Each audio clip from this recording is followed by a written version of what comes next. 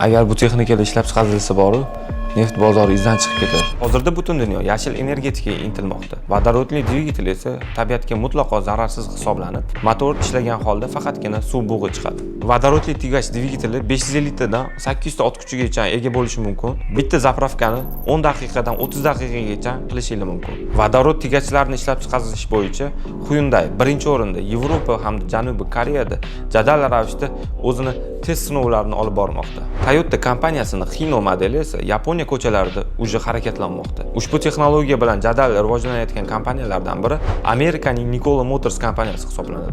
Ularning fikricha, yaqin kelajakda bozorni o'z qo'llariga olishni rejalashtirishgan. Mercedes-Benz kompaniyasi allaqachon ishlab chiqarish jarayonini boshlab yuborgan, lekin hali ham sotuvlar ochilganicha yo'q. Vodorod dvigateli bilan jihozlangan texnikalarning afzalliklariga keladigan bo'lsak, birinchi afzalligi tabiatga umuman zararsiz hisoblanadi. Ikkinchi afzalligi esa tezkor va samarali. Uchinchi afzalligi og'ir yuklarni ham bemalol tortishga ega. Foydali taraflarini sanab o'tdik, lekin kamchiliklari ham yo'q emas.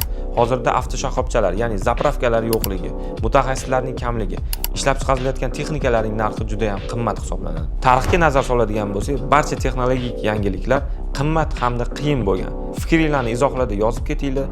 Vodorodli texnika va mashinalar hayotimizga yaqin 5-10 yil ichida kirib keladimi? Videoga like bosib, bizani qo'llab-quvvatlang.